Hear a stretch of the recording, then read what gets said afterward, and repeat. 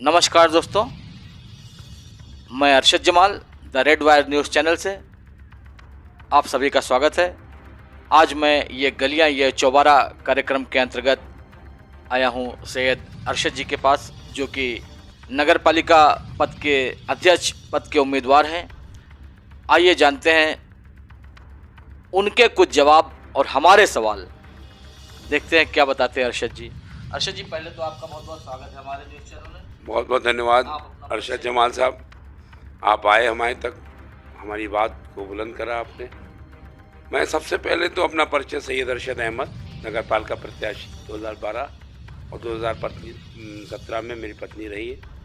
और मैं नगर में हमेशा बढ़ चढ़ कर अपनी पार्टी द्वारा जो भी धरना प्रदर्शन आंदोलन जो भी संघर्ष रहता है मैं करता रहता हूँ। समाज से हमेशा जुड़ा रहा हूँ। 13 वर्षों से मैं ज़मीन पे काम किया है। मुझे लोग प्यार स्नेह बड़े आशीर्वाद देते हैं और मैं अब की बार 22 में पार्टी कांग्रेस से मैं टिकट मांग रहा हूं। और कांग्रेस पार्टी ने अगर मुझे मौका दिया और जनता ने मुझे आशीर्वाद दिया, दोनों सवाल हैं। जनता ने अगर आशीर्वाद दिया और जनता मुझ पर पूर्ण भरोसा रखती है और जानती है कि अरशद भाई से हर वक्त मिलने वाले आदमी हैं, चाहे जहां पकड़ लो काम करेंगे। तो अगर जनता ने आशीर्वाद दिया और मुझे चेयरमैन बनाया तो मैं सबसे पहले क्षेत्र में जो भी विकासित क्षेत्र में पड़े जहाँ पे बहुत दिक्कतें हैं, हमारे चेयरमैन साहब कहते हैं कि नगर निगम पर चुनाव होगा। जो मौजूदा चेयरमैन, अरे नगर निगम चुनाव के लिए पहले औजार चाहिए। औजार का मतलब कर्मचारी चाहिए। जब कर्मचारी होंगे नगर पालिका में तब कहीं जाके नगर निगम बनाने की तैयारी करनी पड़ेगी। और ये सत्य है कि नगर निगम बनाने के लिए कर्मचारी, सफाई कर्मचारी, सुपरवाइज़र, गाड़ियाँ, तमाम ड्राइवर, तमाम भर्तियाँ सरकार द्वारा होनी चाहिए तो नगर निगम बन सकता है। और अगर दायरा और नगर निगम बना दिया तो उसके बाद दिक्कत ये होगी, कर्मचारी जब नहीं रहेगा तो वो बजाय नगर पालिका नगर के वो नगर परिषद यानी टाउन एरिया का नगर पालिका हो जाएगा।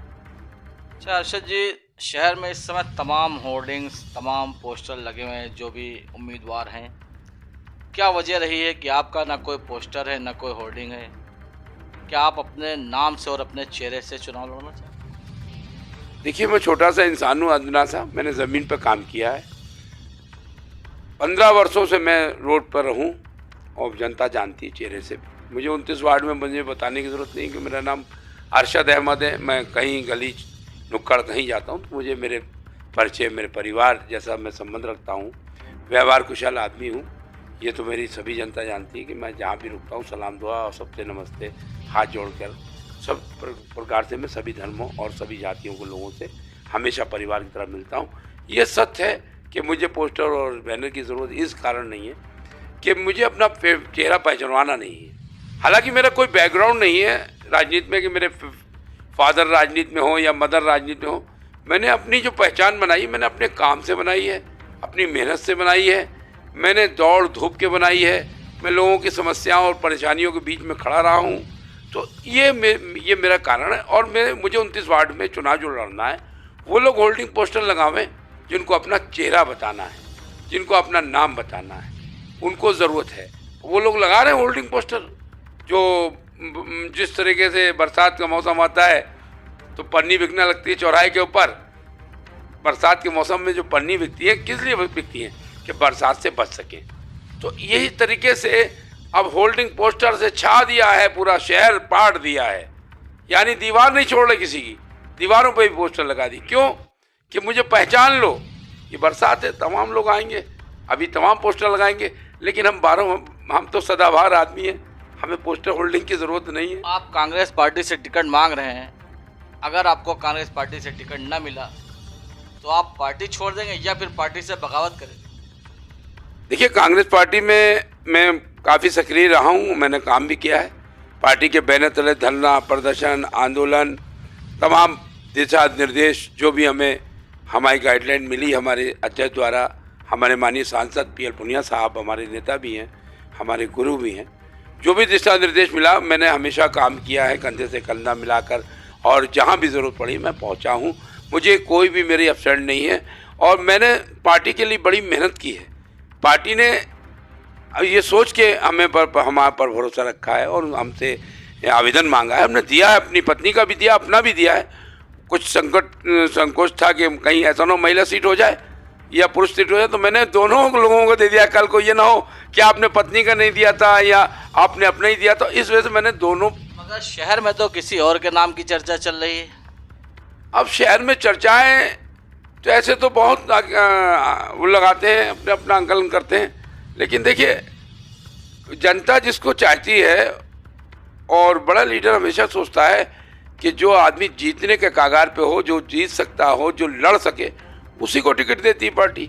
और मेरा मानना है ये कि मेरा टिकट कट ही नहीं सकता अब की बार, ये महसूस है मुझे। और महसूस इस वजह से कि मैंने काम किया है। मैंने अभी पिछली बार जब चुनाव लड़ा है उसके बाद से मैं और सक्रिय हो गया हूँ। माफ कीजिएगा, आपकी बात काट रहा हूँ। अगर आपको पार्टी से टिकट न मिला तो क्या आप निर्दलीय चुनाव लड़ेंगे? देखिए, मेरा राजनीति में आने का मकसद ही यही था कि मैं चेयरमैन ही चुनाव लड़ूं। मैंने कभी वार्ड का चुनाव नहीं लड़ा, मैंने कभी विधायकी टिकट नहीं मांगा। मेरा अपनी तालीम थी, मुझे इल्म था, मुझे नॉलेज थी, तो मैं इस मैदान में उतरा हूँ चेयरमैनी में। और मैं दो बार मैं लड़ चुका हूँ। 2 बार आप लड़े, क्या आपको पार्टी से सिंबल मिला? 2012 में मैं सक्रिय कार्यकर्ता जरूर था, लेकिन मैंने 12 में महसूस नहीं किया था आवेदन करने का। और जब महिला सीट हुई तो पार्टी में मेरी पत्नी चुनाव लड़ना चाहती थी, तो मैंने आवेदन मांग की थी, लेकिन किसी कारणवश नहीं मिल पाया। भाई उनसे अच्छी इस बार आपको उम्मीद है कि आपको पार्टी टिकट देगी? मुझे पूरा भरोसा है पार्टी के ऊपर, पार्टी की नीतियों पर, पुनिया जी पर। फिर दूसरे नाम क्यों चर्चा में आ रहे हैं? अब वो चुनाव तो वही है, अब जिसके पास पैसा है वो लगाएगा होल्डिंग पोस्टर, हम कोई रोक लेंगे? वो तो लगाने दीजिए, जब वक्त आएगा तो अपने आप आपको मालूम पड़ जाएगा, आपके चैनल को मालूम पड़ेगा। अच्छा ये बताइए, नगर पालिका फिलहाल को जो है क्षेत्र उसका बड़ा हो गया है, काफ़ी विस्तार हो गया है, इसको आप कैसे मैनेज करेंगे? भाई इसको मैनेज करने का तरीका है, नगर निगम बनाने का तरीका तो आसान हो गया कि चलो मैं नगर निगम पर चुनाव लड़ूंगा। लेकिन नगर निगम चुनाव लड़ने के लिए पहले औजारों की ज़रूरत है, गाड़ियों की ज़रूरत है, मुझे अपने पार्ट्स की ज़रूरत है। पार्ट्स मीन मतलब सफाई कर्मचारी, कारिंदे, जो काम करने वाले व्यक्ति हो, जो कार्य करे जाएं, वर्कर्स नहीं है। अब मान लीजिए आपका क्षेत्रफल बड़ा है, सफाई कर्मचारी नहीं है, सुपरवाइजर नहीं है, गाड़ियाँ उपलब्ध नहीं है। मान लीजिए सफाई की 2 गाड़ियाँ हैं या जेसीबी 2 हैं, और काम लगा है 29 वार्डों में। अच्छा, सब कुछ आपको दे दिया गया तो क्या आप फिर भी शहर को चमकता हुआ दिखाएंगे लोगों को? मैं तो चंद्रमुखी विकास तो नहीं कह सकता हूँ, लेकिन इतना कहूँगा कि अगर मैं सरकार से मांग करूँगा, पहले तो कर्मचारी बढ़ावें, और पहले जो हमारी गाड़ियों की ज़रूरत है, जो हमारी सीवर वाली गाड़ियों की ज़रूरत है, जो हमारी ट्रैक्टर है, ट्रॉली है, जैसे हमारे जो नगर पालिका के दायरे में जो गाड़ियों की कूड़ा उठाने वाली वगैरह जो गाड़ियाँ होती हैं, उन सब की ज़रूरत है हमको, पहले मैं उपलब्ध करावें। फिर मैं अपने सरकार से मांग करके तब मैं उस कार को विकास की तरफ ले जाऊंगा। और मैं वादा दिलाता हूं जनता को कि इस तरह से चंद्रमुखी विकास तो नहीं कह सकता, मैं संपूर्ण विकास करूंगा, पूरी तरीके से करूंगा। उसमें हर व्यक्ति को महसूस हो कि चेयरमैन मेरे घर का है।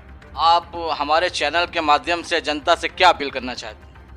मेरा जनता से अपील यही है कि जनता ने मुझे आगे बढ़ाया है, जनता ने आगे किया है, जनता का आशीर्वाद से मैं और जनता की मोहब्बत से मैं आगे आया हूँ।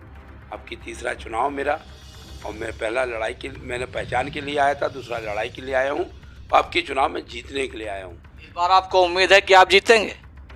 समीकरण आपका क्या कह रहा है? समीकरण तो जो भी लड़ाई होगी मुझसे ही होगी। जिस तरीके से भी जो भी लड़ेगा वो मुझसे लड़ेगा, क्योंकि मैं जनता से लड़ने के लिए बड़ा जिगर चाहिए।